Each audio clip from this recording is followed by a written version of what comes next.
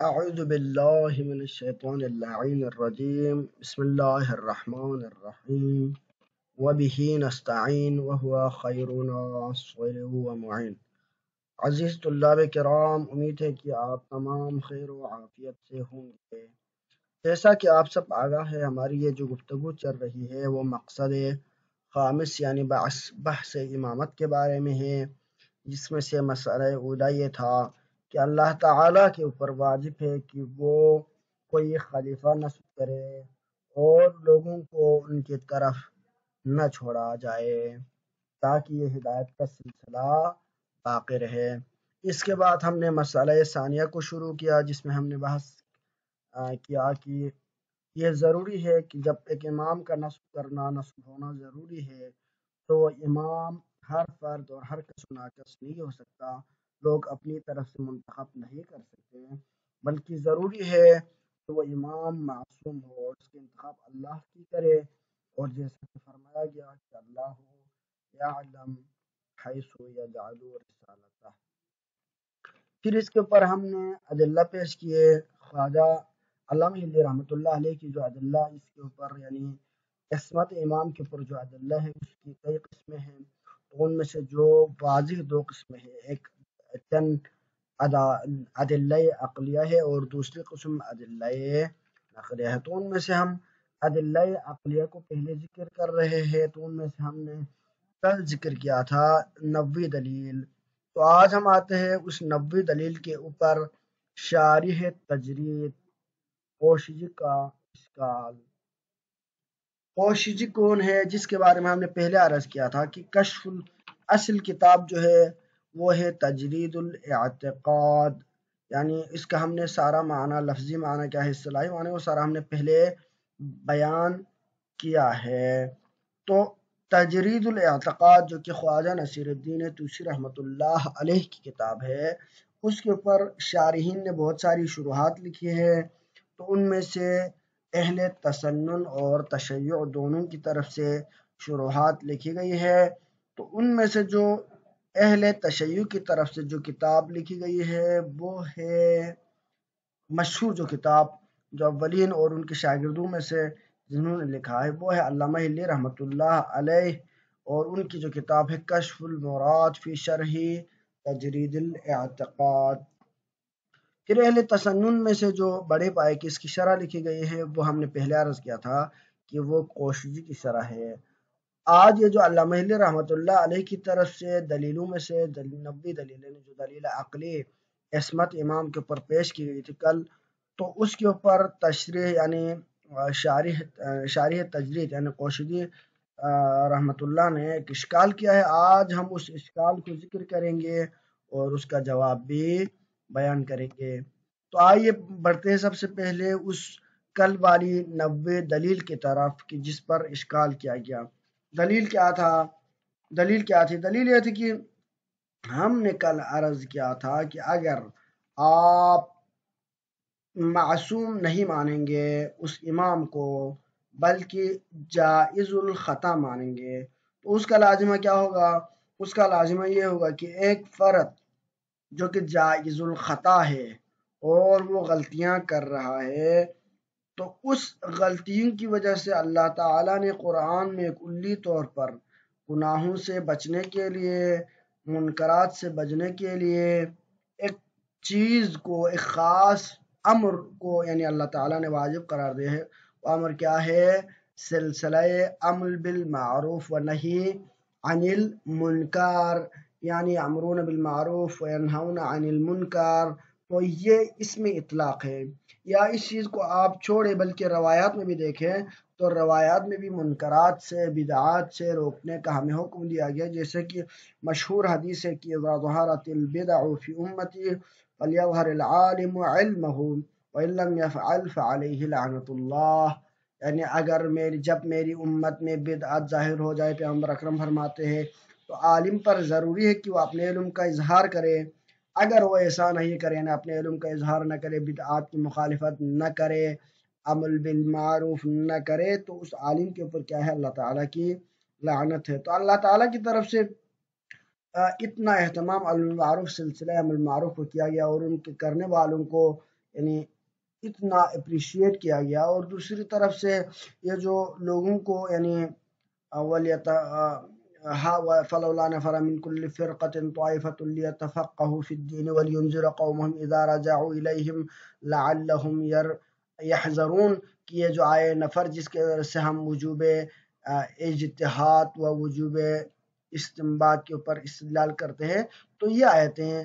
اور اس کے علاوہ بدعات کی مخالفت کرنے کے اوپر علماء کی جو آیتیں ہیں، علماء کو اپنے علم کے ظہور ظاہر کرنے کے جو حکم کیا گیا. تو اس طرح کی بہت ساری روایات و آیات، ان کا خلاصہ یہ ہے کہ عمل بالمعروف کا سلسلہ واجب ہے، اور جہاں پر کوئی امر آ جائے تو یعنی کوئی منکر انجام دیا جا رہا ہو اور معروف کو ترک کیا جا رہا ہو تو وہاں پر روکنا اہل علم کی ذمہ داری ہے. جو جتنا حد تک جانتے ہیں ان کی ذمہ داری ہے کہ وہ عمل بالمعروف اور نہی عن المنکر کرے اور بدعات کی مخالفت کرے.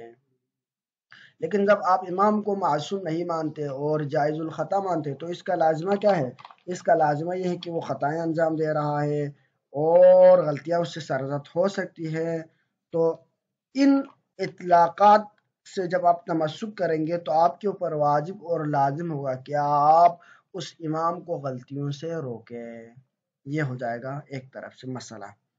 دوسری طرف سے ہمیں جن اوامر میں اطلاق کے ساتھ حکم دیا گیا کہ اطیعوا اللہ و اطیعوا الرسول، اللہ تعالیٰ اور رسول کی اطاعت کرو اور اولی الامر کی اطاعت کرو، تو جس طرح اللہ تعالیٰ اور رسول کی اطاعت اطلاق ہے، مطلق ہے، تو اسی طرح واو عاطفہ کے ذریعے سے بغیر کسی قید کے اولی الامر منکم کہا ہے.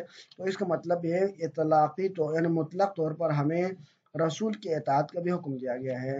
جب رسول کی آپ اطاعت کریں گے تو اس کا مطلب یہ قید نہیں ہے کہ فلانا اس چیز میں کرے اس چیز میں نہ کرے، بلکہ مطلق طور پر جب اس کی اطاعت کا حکم ہے تو آپ ہر چیز میں اس کی اطاعت کریں گے اور وہ جائز الخطا ہو تو کیا ہوگا؟ آپ خود غلطیوں کا مرتکب ہوگا. اس طرح سے نقض امر یعنی اجتماع نقیضین یا ضدین لازمات ہے جو کہ درست اور نہیں ہے اور عقلی پیرائے سے یہ چیز جائز نہیں ہے. جب ایک چیز کا لازمہ عقلی پیرائے سے باطل ہو تو اس کا ملزومہ بھی کیا ہوگا؟ عقلی پیرائے سے باطل ہوگا. یعنی ایک لازم اگر باطل ہو تو ملزوم بھی کیا ہوگا؟ باطل ہو جائے گا. پس اس کا مطلب ہے کہ امام کا معصوم ہونا ضروری ہے. یہ ہماری ہے 90 دلیل کا خلاصہ، جس کا ہم نے آج بھی تفصیلی طور پر ذکر کیا تاکہ اگر آپ کو کل سمجھ نہ آئے تو آپ آج سمجھ لیں. اب اس کے اوپر شارح کوششی کیا رحمۃ اللہ علیہ کیا کرتے ہیں؟ وہ اشکال فرماتے ہیں. وہ اس دلیل کا جواب دینے کی ناکام کوشش کرتے ہیں اور اپنی شرح میں لکھتے ہیں کہ وہ امام کی اطاعت صرف ان امور میں واجب ہے جو مخالف شریعت نہ ہو. یعنی کہتے ہیں کہ اطیعوا اللہ و اطیعوا الرسول میں یہ جو کہا گیا ہے کہ امام کی اطاعت تبھی واجب ہے جب وہ مخالف شرع ہو، کوئی حکم نہ دے رہا ہو.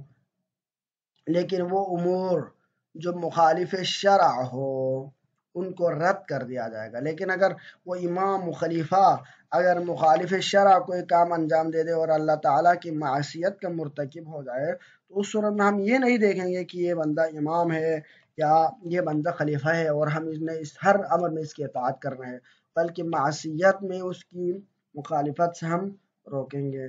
یعنی اس کی قول ویسے ہی یعنی یہ یہاں پر جو خلیفہ ہے اس کو جو ولایت ہے اس کی ولایت کو یہ قیاس کر رہا ہے. جہاں تک ہمیں اس کی استدلال سے جو چیز سمجھ آ رہی ہے وہ یہ کہ وہ قیاس کر رہا ہے اس کو ولایت ابوین پر، یعنی اب پر ولایت اب یعنی والدین کو جس طرح اپنے بیٹوں پر ولایت ہے اور اللہ تعالیٰ نے ان کی اطاعت کا حکم دیا گیا ہے وَلَا تَقُلْ لَهُمَا اُفٍّ وَلَا تَنْهَرْهُمَا. تو اس طرح کی یعنی والدین کی اطاعت کرنے کی اور ان کی معصیت نہ کرنے کی، ان سے پیار و محبت سے پیش آنے کی جو آیتیں ہیں ان کے ساتھ قیاس کرتے ہیں.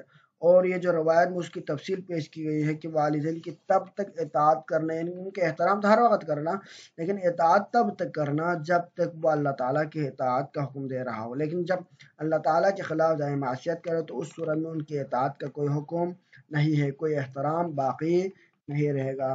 تو اس کے ساتھ قیاس کر رہے ہیں، لیکن اس کا یہ جو یعنی ان کی طرف سے استدلال کا جواب یہ صحیح نہیں ہے. اور اگر ممکن ہوا تو امام کو امر بالمعروف بھی کیا جائے گا. ان کا نظریہ ہے کہ کوئی بات نہیں، کوئی مسئلہ نہیں، آپ امام کو روک سکتے ہیں معروف سے، یعنی معروف کا امر کر سکتے ہیں، اگر وہ منکرات کو انجام دے رہے تو اس کو روک سکتے ہیں، ورنہ اگر ممکن نہیں ہے تو آپ خاموش ہو جائے، اس میں کوئی بات نہیں ہے۔ یہ اس کے ذریعے سے یعنی والدین کی ولایت پر قیاس کرتے ہوئے یا اس طرح کے جو جواب دینے کی کوشش کی گئی ہے، یہ فاضل موقف کی یہ بات عقلی اعتبار سے ساقط ہے، ان کی یہ بات قابل قبول نہیں ہے اور عقلی پیراویوں پر پوری طور پر نہیں اترتی ہے۔ کیوں؟ کیونکہ انہوں نے اطاعت امام کو جو اس قید کے ساتھ مقید کیا ہے کہ اگر وہ اچھے چیزوں کا حکم دے رہا ہو، اللہ تعالیٰ کی اطاعت کا حکم دے رہا ہو، تبھی ہم اس کی اطاعت کو قبول کریں گے، تبھی ہم اس کے قول کو قبول کریں گے، ورنہ ہم قبول نہیں کریں گے۔ یہ قید آپ نے کہاں سے لایا؟ اور یہ مقید کرنا کہ صرف ان امور میں اللہ تعالیٰ کی اطاعت کی جائے گی جو مخالف شرع نہ ہو، یہ قید جو ان کی طرف سے پیش کی گئی ہے، یہ قید نصوص قرآن کے کیا ہے؟ خلاف ہے، نص قرآنی کے خلاف ہے۔ اللہ تعالیٰ کے قرآن میں کوئی اس طرح کا یعنی کسی قسم کا قید نہیں ہے، بلکہ مطلق طور پر اطیعوا اللہ و اطیعوا الرسول واولی الامر منکم، جس طرح اللہ کی اطاعت کرتے ہو، رسول کی اطاعت کرتے ہو، اسی طرح اولی الامر کی بھی اطاعت کرے۔ تو اس طرح سے قرآن میں جو نص ہے مطلق ہے، اس اطلاق کا خلاف ہے۔ یعنی جب آپ کو شک ہو جائے کسی امر میں، یہ اصولی قاعدہ ہے کہ جب کسی امر میں شک ہو جائے کہ یہ چیز مقید ہے یا نہیں ہے، تو اس میں قاعدہ کلی یہ ہے کہ وہاں پر کوئی قید نہیں ہوگا، یعنی آپ اس میں وہاں پر قید نہیں لگا سکتے۔ عدم القید ہے، یعنی اطلاق ہے، اصالت اطلاق سے آپ اصالت العموم سے تمسک کریں گے، وہاں پر کوئی قید نہیں ہوگا جب تک آپ کے پاس دلیل نہ ہو، تو وہاں پر آپ کو ادلہ سے ثابت کرنا پڑے گا، یہ احتمال دینا کافی نہیں ہے۔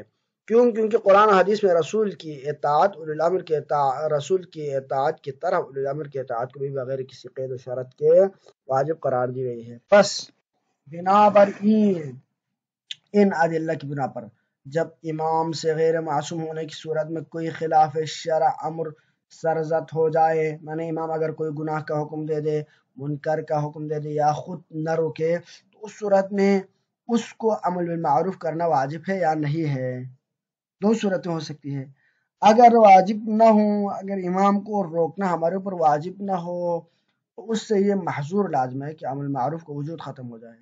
دوسری طرف سے اللہ تعالیٰ امر بالمعروف کا حکم دے رہا ہے، رسول فرما رہا ہے کہ فَلْيَظْهَرِ الْعَالِمُ علمہ، عالم پر ضروری ہے کہ وہ اپنے علم کا اظہار کرے۔